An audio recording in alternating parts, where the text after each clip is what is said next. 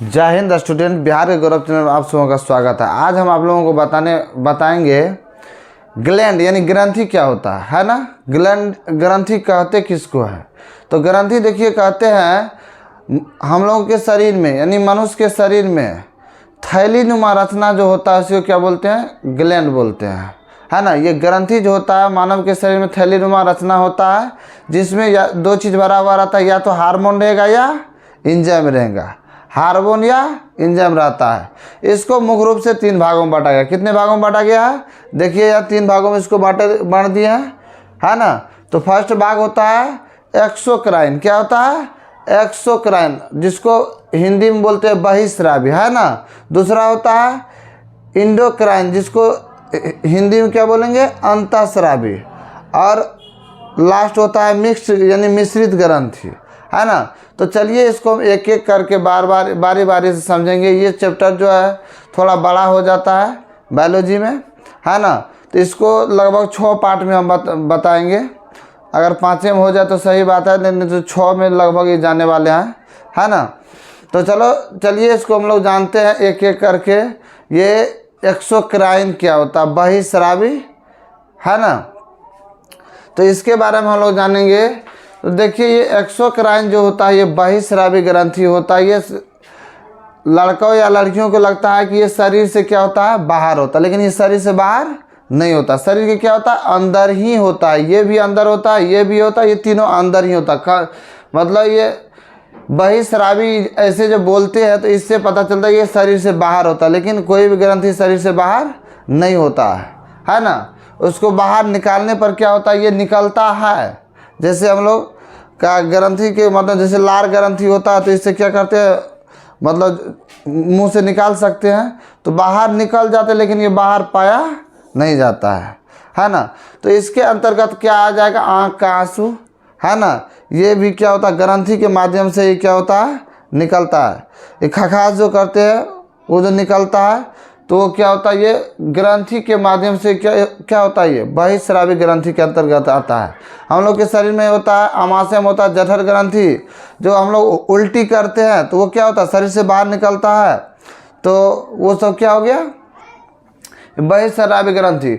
इसमें क्या होता है? ब्लड के संपर्क में ये नहीं आता। मेन रूप से इसको अगर हम लोग जानेंगे तो ये क्या होता है? बहिस्रावी ग्रंथि जो होता है ब्लड में नहीं, ब्लड के संपर्क में नहीं आता है। इसमें एंजाइम पाया जाता है। क्या पाया जाता है? एंजाइम। ये क्या होता है? ब्लड के संपर्क में नहीं आता। इसको काट देते, ये ब्लड के संपर्क में नहीं आता। ये क्या होता है? इसके लिए अलग नली होता है। क्या होता है? अलग नली होता है। जैसे ग्रंथि डक्ट यानी क्या होता है? नली होता है। ग्रंथि जो निकलता है तो उसमें क्या होता है? ये ब्लड के रास्ते से नहीं जा सकता, क्योंकि ब्लड के संपर्क में आने के बाद ये खतरनाक बन सकता है या क्या हो सकता है? जहर बन सकता है ना। तो ये क्या होता है? ब्लड के संपर्क में कभी भी नहीं आते। इसके लिए क्या होता है? डक्ट होता है यानी नली होता है। उस नली के माध्यम से ये स्रावित होते रहते हैं। जैसे मुंह में लार ग्रंथि होता है तो ये क्या होता है? नली के माध्यम से निकलता है। इसमें ब्लड रहता है? ब्लड नहीं रहता है। ब्लड जिसमें नहीं रहता है तो वो क्या कहलाता है? बहिस्रावी ग्रंथि। इसमें क्या रहता है? एंजाइम रहता है, ब्लड नहीं रहता है। तो क्या कहलाएगा? वो बहिस्रावी ग्रंथि कहलाता है। जैसे आंख से आंसू निकलता है, जिससे ब्लड निकलता है? नहीं निकलता है। और क्या होता है? हम लोग लार जो निकालते हैं मुंह से थूक के रूप में जो निकाल देते हैं तो क्या उसमें ब्लड रहता है? नहीं रहता है। हम लोग का उल्टी जो होता है तो उसमें क्या रहता है? यहाँ आमाशय में क्या होता है? ग्रंथि रहता है, जठर ग्रंथि रहता है। जो क्या होता है? उल्टी करने पर उसमें ब्लड आता है? नहीं आता। अगर हाँ कोई खराबी रहता है तो उसके साथ क्या होता है? ब्लड मिल जाता है ना। जैसे उत्सर्जन करते हैं हम लोग, शरीर से मल त्यागते हैं, उसमें ब्लड नहीं आता। वहीं किसी को बवासीर अगर रहता है तो उससे क्या होता है? ब्लड निकलता है। वो तो शरीर की गड़बड़ी बीमारी के कारण होता है। वैसे जो स्वस्थ व्यक्ति रहता है उससे ब्लड नहीं निकलता है। तो ब्लड जिससे नहीं निकलता है, जिसमें क्या होता है? नली रहता है। क्या रहता है? नली रहता है, यानी डक्ट रहता है। नली के माध्यम से क्या होता है? ये कौन चीज़? एंजाइम जाता है, निकलता है। उसी को क्या बोलते हैं? बहिस्रावी ग्रंथि बोलते हैं। क्या बोलते हैं इसको? बहिस्रावी ग्रंथि, है ना। उसके बाद देखिए हम लोग चर्चा करते हैं इंडोक्राइन यानी अंतःस्रावी ग्रंथि क्या होता है। ये क्या होता है? ये हार्मोन इससे निकलता है। क्या निकलता है? हार्मोन निकलता है। ये क्या होता है? ब्लड के संपर्क में रहता है। ये ब्लड के संपर्क में रहता है। इसमें कोई नली की कोई आवश्यकता नहीं होता, नली की आवश्यकता नहीं होती है। क्यों नहीं होती है? क्योंकि ये ब्लड में तो खुद नली रहता है, नस रहता है ना, तो उसी के संपर्क में ये रहता है, दोनों एक साथ चल सकते हैं, आराम से आ जा सकते हैं। क्योंकि हार्मोन को ब्लड की आवश्यकता होता है, ये ब्लड में ही मिलके चलता है ना। इसीलिए इसको क्या बोलते हैं? अंतःस्रावी ग्रंथि बोलते हैं। बहिःस्रावी ग्रंथि शरीर के बाहर नहीं होता है, अंदर होता है, लेकिन इसमें क्या होता है? ब्लड मिला हुआ नहीं रहता, इससे एंजाइम निकलता है ना। और इंडोक्राइन जो होता है यह क्या हो जाता है? अंतःस्रावी ग्रंथि, इसमें हार्मोन रहता है, ये क्या होता है? ब्लड के संपर्क में आते ही है और इसी के माध्यम से ये क्या होता है? एक ही नली से ये चलता है, इसमें नली की आवश्यकता नहीं होता। देखिए इसको काट दिए, इसको नली की आवश्यकता नहीं होता, लेकिन फिर ये एक्सोक्राइन यानी बहिःस्रावी को नली की आवश्यकता होता है, क्योंकि ये ब्लड से अलग चलता है ना। तो इसका हम उदाहरण भी समझा दिए। ये इंडोक्राइन जो होता है इसमें क्या होता है? इसका मतलब ब्लड में उपयोग किया जाता है, ये ब्लड के साथ ये क्या होता है? चलता है ना। तो अब अभी हम लोग जान लिए बहिःस्रावी क्या होता है, ये बहिःस्रावी ग्रंथि, और ये क्या होता है? अंतःस्रावी ग्रंथि क्या होता है। उसके बाद हम लोग जानेंगे, ये दोनों जान लिया, अब जानेंगे मतलब मिक्स्ड ग्रंथि यानी मिश्रित ग्रंथि क्या होता है, इसके बारे में जानेंगे। देखिए ये मिश्रित ग्रंथि जो होता है ये दोनों का मिश्रण होता है, बहिःस्रावी ग्रंथि का और अंतःस्रावी ग्रंथि का मिश्रण जो होता है इसी को क्या बोला जाता है? मिक्स्ड ग्रंथि यानी मिश्रित ग्रंथि बोलते हैं। इसमें एंजाइम भी रहता है और हार्मोन भी रहता है, ये दोनों के संपर्क से चलता है, इसीलिए इसको क्या बोलते हैं? मिश्रित ग्रंथि बोलते हैं। तो अभी आप लोग जान लिए एक्सोक्राइन यानी बहिःस्रावी ग्रंथि क्या होता है, इंडोक्राइन अंतःस्रावी ग्रंथि क्या होता है ना। अब हम लोग चर्चा करेंगे एक्सोक्राइन, ये ग्लैंड जो होता है बहिःस्रावी ग्रंथि, इसका एक एक उदाहरण देके हम लोग समझेंगे। इसमें क्या होता है? सेरुमेन क्या होता है? ग्लैंड होता है। क्या होता है? सेरुमेन ग्लैंड जो होता है ये क्या करता है? तो देखिए ये बहिःस्रावी ग्रंथि के अंतर्गत आता है सेरुमेन ग्लैंड। उसके बाद आ गया लेक्रोकाइमल है ना ग्लैंड। उसके बाद क्या है? मेबोनियन ग्लैंड। उसके बाद होता है स्वीट ग्लैंड। उसके बाद होगा तेलीय जो होता है सबसिरेंज ग्लैंड है ना। तो इस सब के बारे में अभी हम लोग विस्तार पूर्वक जानेंगे। तो चलिए सबसे पहले हम लोग सेरुमेन ग्लैंड के बारे में जान लेते हैं। किसके बारे में? सेरुमेन ग्लैंड के बारे में, जो क्या होता है, जिसके अंतर्गत आता है कान और मोम निर्माण। कान क्या करता है? मोम निर्माण करता है। जैसे हम लोग क्या होता है, कान के अंदर जो रहता है ये ग्लैंड जो होता है सेरुमेन ग्लैंड, ये कान में मोम बनाने का काम करता है। हम लोग जो ऐसे करके कटकी देते रहते हैं या कोई कागजे होता है या कुछ हो रहता है, जैसे ये कभी क्या होता है थोड़ा नोचने लगते हैं, तो उसमें क्या करते हैं, ये जो ऐसे करके खोद के निकालते हैं तो वहीं क्या निकालते हैं? मोम निकालते हैं, जिसको गुज्जू बोलते हैं। हम लोग देहाती भाषा में उसको गुज्जी भी बोलते हैं है ना। तो वो कान से निकालती है। किसका निर्माण करता है सेरुमेन ग्लैंड? मोम का निर्माण करता है। किसका निर्माण करेगा? ये मोम का निर्माण है ना। वही जो गुज्जू निकालते हैं वही क्या कहलाता है? मोम कहलाता है। ये तो इसका काम होता है, इस ग्लैंड का काम होता है मोम का निर्माण करना है ना। उसके बाद देखिए लेक्राइमल ग्रंथि क्या होता है?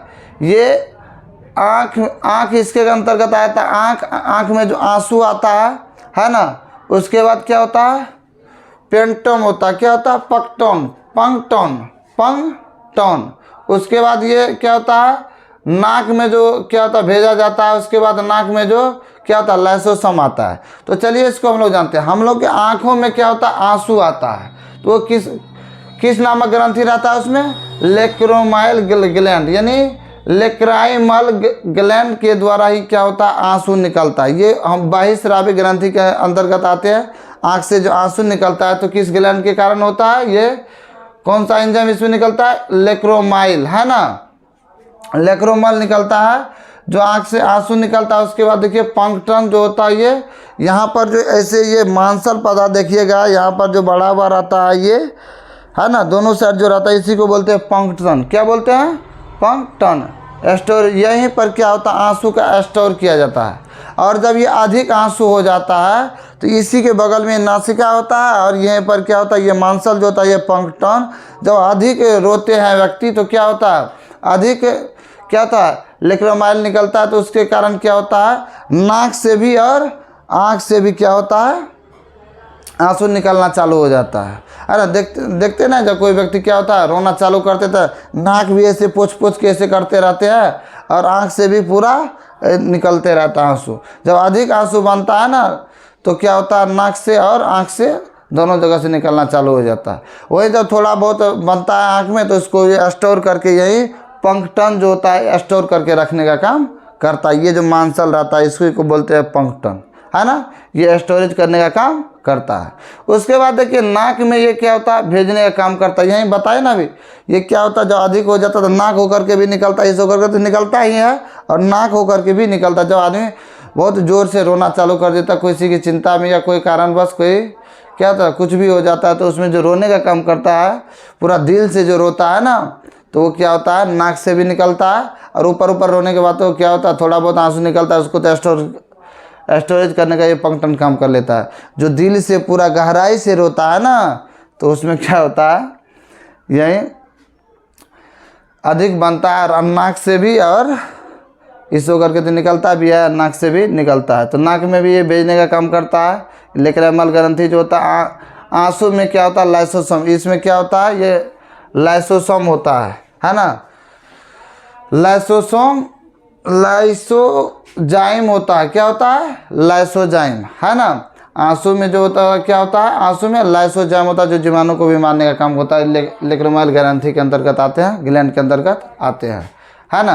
तो अब हम लोग जान लिए आंसू के बारे में। उसमें देखिए इसमें लेक्रोमाइल ग्रंथि जो होता है ये क्या होता है, ऊपर होता है। ऊपर जो देखिएगा ये मांसल रहता है, ये मांस वाला भाग जो रहता है, ये वाला भाग देखिएगा ऊपर जो ये मांस वाला भाग रहता है उसी को क्या बोलते हैं, ये लेक्रोमाइल होता है। यही ग्लैंड होता है लेक्रोमाइल ग्रंथि। ये छोड़ता क्या है, लाइसोजोम छोड़ता है जो जीवाणु को भी मारने का काम करता है। जैसे बाहर से कोई भी जीवाणु आता है तो आँख होकर के अंदर घुस सकता है, लेकिन यहाँ पर जो ये क्या होता है, लाइसोजाइम जो रहता है उसको ये क्या कर देता है, मार देता है ना। उसके बाद देखिए ये आ गया यहाँ तक, ये वाला भाग जो कि क्या कहलाता है, ये ग्लैंड लेक्रोमाइल कहलाता है ना। ये वाला भाग क्या होता है, लेक्रोमाइल होता है ना। और ये नीचे वाला जो होता है ये होता है मेबोमियन, है ना।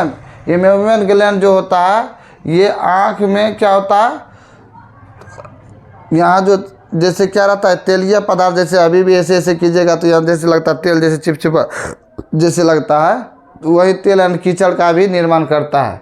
तो मेमोवियल जो होता है ये आँख के नीचे होता है। ये नीचे वाला भाग जो देखिएगा इसी को क्या बोलते हैं, मेबोमियन ग्लैंड, है ना। तो ये नीचे वाला जो होता है ये मेबोमियन होता है, ये ऊपर वाला जो होता है लेक्रोमाइल होता है ना। तो देखिए इसका काम क्या होता है, ये आँख में रहता है, आँख के नीचे वाला भाग में, है ना। ये जो नीचे वाला भाग होता है, ये नीचे वाला जो मांसल पदार्थ होता है यही होता है मेबोमियन ग्लैंड, है ना। तो ये क्या होता है, और यानी तेलीय पदार्थ होता है। यहाँ पर क्या होता है, तेलीय जैसे रहता है चिपचिपा पदार्थ, है ना। ये क्या होता है, जब पूरा दिन भर ये क्या होता है, ये तेल छोड़ते रहता है, जिससे आँख को क्या होता है देखने में और सारा काम करने में, या कोई भी चीज़ आते हैं तो उसको ये क्या करता है, मारने का भी काम करते हैं। तो इसको ये सहायता करता है ना। तो ये दिन भर क्या होता है, बनते रहते हैं और रात के समय हम जब सोते हैं तो ये कीचड़ का रूप ले लेता है। इसको जैसे ठेठी बताने का कांची निकलता है तो वही कीचड़ आके यहाँ भी जम जाता है, यहाँ भी लग जाता है। तो सुबह का आदमी क्या करता है, बकोट के निकालने का काम करता है ना। जब मुंह धोने जाते तो इसको एक एक करके ऐसे करके पूरा निकालते हैं। तो वही कीचड़ जो होता है ना, कीचड़ जो होता है वो तेलीय पदार्थ जो होता है वही कीचड़ बन जाता है रात को, उसको क्या करता है आदमी निकालता है। ये कौन ग्लैंड में होता है, मेबोमियन ग्लैंड में रहता है ना। उसके बाद देखिए स्वेट ग्लैंड, ये क्या होता है, स्वेद, इसको हिंदी में क्या बोलते हैं, स्वेद बोलते हैं। श्वेत नहीं स्वेद, क्योंकि ये श्वेत मतलब तो व्हाइट उजला हो जाता है, तो स्वेद होता है। ये स्वेद ग्लैंड जो होता है, तो देखिए ये स्वेद ग्लैंड क्या होता है, पसीना का निर्माण करता है। जैसे आँख पे देखिएगा ना तो यूमिकस जो होता है ये इसके नीचे, ये आँख में जो होता है क्या होता है, ये पसीना जैसे किसी आदमी को देखिए सोते हैं या वैसे बहुत आदमी को क्या होता है निकलते रहता है यहाँ पर, तो ये तेलीय लसलसा जो होता है ये क्या होता है, और ये सब में क्या रहता है पसीना का, ये पसीना जो रहता है ये किसके कारण होता है, श्वेत ग्लैंड के कारण ये निकलता है ना। पसीना का निर्माण ये करता है, क्या करता है, पसीना का निर्माण करता है मुख्य रूप से, इतना इसको जान लेना है। उसके बाद देखिए सेबुकस जो होता है, ये सेबुकस जो होता है ये तेलीय होता है ना। सेबुकस क्या होता है, ये तेलीय पदार्थ होता है ये। तो देखिए ये सीबम का निर्माण करता है। हम लोग का जो नाक क्या होता है ये ऐसे सॉफ्ट लगता है, बाल ऐसे सॉफ्ट लगता है, और हाथ बिल्कुल जैसे गीला गीला जो रहता है, यही इसी के कारण होता है। ये तेलीय जो होता है ना ये सीबम का निर्माण करता है। जैसे पक्षी को देखिएगा, कौवा जिसको बोलते क्रो को, तो उसमें देखिएगा कि क्या होता है, वो भींगता, पानी में भींगता नहीं है, कितनों पानी पड़ता है तो वो लगता है पूरा छा छा करके नीचे है। उसमें क्या रहता है, ये तेलीय पदार्थ जो रहता है, सीबम जो बना हुआ रहता है, उस पर पानी जो पड़ता है तुरंत छा के नीचे चला जाता है, इसीलिए वो भींगता नहीं है। पंछी भींगता नहीं है और उसका चेहरा बिल्कुल सॉफ्ट लगेगा, पूरा क्या रहता है जैसे नया जैसे लगता है, पूरा सॉफ्ट। तो यही जो होता है ये सेबुकस जो होता है ये तेलीय सीबम का जो निर्माण करता है, इसी के कारण होता है। और नाक पे भी ये क्या होता है, बनता रहता है, ये सीबम जो होता है नाक पे भी बनता है ना। तो वही बोले ना ये तेलीय पदार्थ होता है, पसीना का भी पसीना जैसे लगता है ना। तो ये सीबम का भी निर्माण करता है, ये तेलीय पदार्थ होता है ना। ये सेबुकस ग्लैंड के कारण ये ऐसा होता है। पूरा ये चेहरा जो सॉफ्ट दिखाई देता है, ये किसके कारण दिखाई देता है, सेबुकस यानी तेलीय, यानी ये क्या करता है, सीबम का निर्माण करता है। तो यहाँ तक हम लोग जान लिए। उसके बाद हम लोग जाएंगे, ये छठा नंबर है लार। क्या है, लार। इससे पहले हम लोग पाचन तंत्र में लार के बारे में जान लिए है ना। तो लार जो होता है ये पाचक एंजाइम छोड़ता है, जो भोजन को क्या करता है, मुलायम करता है और अंदर निगलने का काम करता है। वो लार ग्रंथि जो होता है यही क्या होता है, सिलेबरी, यानी लार जो होता है ये क्या होता है, पाचक एंजाइम छोड़ते हैं। अगर डिटेल से जानना है तो पाचन तंत्र पढ़ाए हैं है ना, पाचन तंत्र में जाके देख सकते हैं, उसी में ये इसका चारों भागों का वर्णन किया गया है ना। तो यहाँ पर ये किसका निर्माण करता है, ये हम लोग मुख्य रूप से जानेंगे। ये क्या करता है, लार का निर्माण करता है। जो भोजन को हम लोग जो मुख में भोजन डालते हैं उसको क्या करता है, मुलायम करता है और उसको गीला करके ग्रास नाली के द्वारा शरीर के अंदर भेजने का काम करता है। और जिस जो कीटाणु रहता है वहीं क्या होता है, उसमें 4 प्रकार की ग्रंथि होता है जो क्या होता है, मारने का काम करता है। उसके बाद हम लोग जानेंगे गैस्ट्रिक। ये जठर ग्रंथि क्या होता है। ये जठर ग्रंथि जो रहता है यहाँ पर पेट में रहता है, जिसको आमाशय के अंदर रहता है। ये जठर ग्रंथि क्या होता है, पाचक एंजाइम रेनिन और पेप्सिन है ना, रेनिन और पेप्सिन, इसको ये क्या करता है, बनाने का काम करते हैं। हम लोग जो भोजन देते हैं तो ये क्या होता है, जठर ग्रंथि के माध्यम से ही क्या होता है, ये पाचन एंजाइम और रेनिन और पेप्सिन में ये बदल जाता है, जिसके कारण क्या होता है, भोजन सही से पच जाता है। जैसे ये प्रोटीन को ये पेप्सिन क्या बदल देता है, रेनिन दूध क्या रह जाता है, जैसे दूध में प्रोटीन होता है तो दूध को ये रेनिन पचाता है और प्रोटीन को ये पचाने का काम करता है। तो यही क्या होता है, जब काम करना बंद कर देता है तो ये क्या होता है, गैस्ट्रिक का रोग हो जाता है। कौन सा रोग हो जाता है, गैस्ट्रिक का रोग होता है। डॉक्टर के पास जाते हैं ना, तो जब ये काम नहीं करता है तो कहता हम लोग को सही से खाना नहीं पचता है, तो वो जाइम दे देता है या डाइजिन दे देता है पीने के लिए, ताकि ये सही हो जाता है। और उसके बाद क्या होता है, भोजन पचना चालू हो जाता है। जब ये नहीं पचता तो वहीं क्या होता है, धुइयाँ डकार होता है ना, हुड़ हुड़ गुड़ गुड़ पेट में करते रहता है। तो यही क्या होता है, गैस बनने के कारण, और ये सही से काम जो नहीं करता है ना गैस्ट्रिक ग्लैंड, उसी के कारण क्या होता है, गैस बनता है और पेट गुड़गुड़ाता भी है ना। तो ये क्या होता है, उसको गैस्ट्रिक नामक रोग हो जाता है। तो डॉक्टर के पास जाने के बाद उसको क्या होता है, इसको पचने वाला, भोजन पचने वाला और इसको सही करने वाला क्या होता है, दवा दे देते हैं। तो उसके बाद वो पेशेंट ठीक हो जाता है। तो आज का क्लास हम यहीं पर रखते हैं। अगले में ये पार्ट 1 में ये आधा हुआ है और पार्ट 2 में हम पूरा बताएंगे। उसके बाद अंतःस्रावी ग्रंथि के बारे में बताएंगे, उसमें भी पार्ट 1 और पार्ट 2 बताएंगे। उसके बाद ये मिक्स, इसमें हो सकता है एक ही बनेगा या 2 इसका भी बनेगा, यानी 5 और 6 पार्ट में ये ग्लैंड के बारे में हम बताएंगे। तो चलिए आज की क्लास हम यहीं पर ख़त्म करते हैं। जय हिंद, जय भारत।